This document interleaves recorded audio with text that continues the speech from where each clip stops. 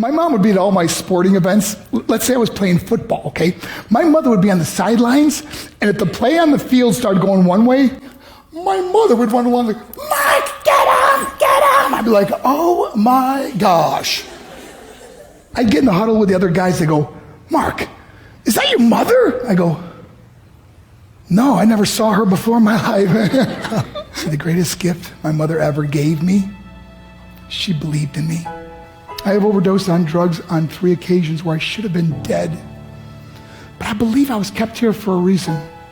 You show me your friends, I will show you your future. How do I know this?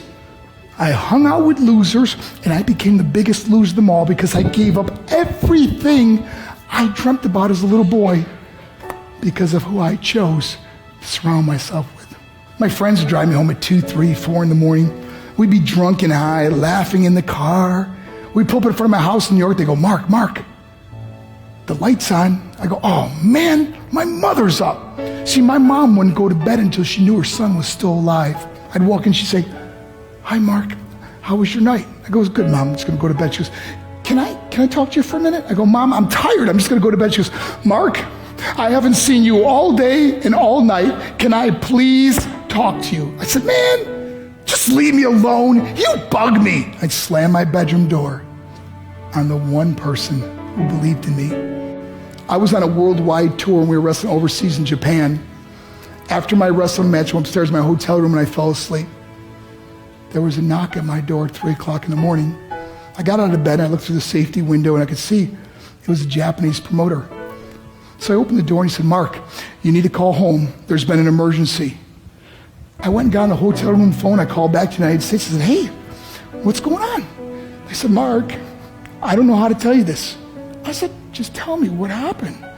All of a sudden I started crying. They go, Mark, I can't tell you. I said, just say it. They said, Mark, your mother died. I just threw the phone down. I ran out of my hotel room. I took the elevator to the lobby, and when the doors opened up, I just ran out into the street. I mean, there was no cars, there was no people. It was 3 o'clock in the morning. And I walked down the middle of a street in Hiroshima, Japan, and I remember looking up and just saying, Mom, I am so sorry. I flew home for her funeral, and I was so nervous to walk up to her casket, so I just stood way in the back. And I kept looking from a distance, and I kept thinking to myself, Mom, please wake up. Please get up. And then I finally got the nerve to walk up to her. And as I got closer, I could see my mom for the first time. I mean, she was so beautiful. She was dressed in white. I mean, she looked like an angel. And I just stood over and I said, Mom, you are my hero. Everything I am, everything I hope to be was because of you.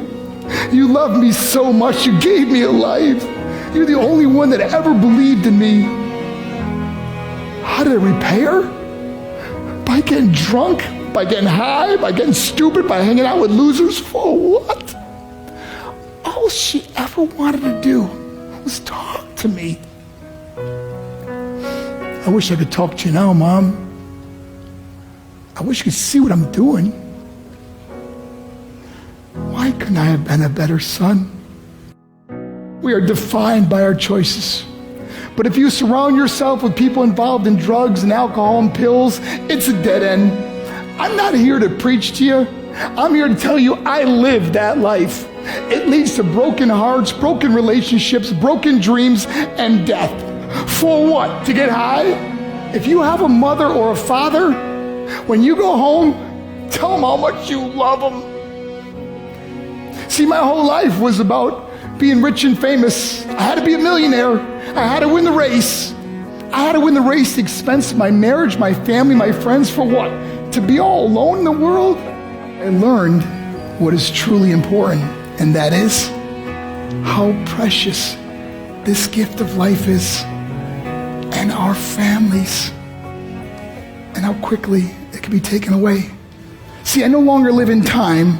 I live in moments. See, it's not what's in your pocket that matters. It's what's in your heart that truly matters. Love Love is just a word until somebody comes along and gives it meaning. You're the meaning.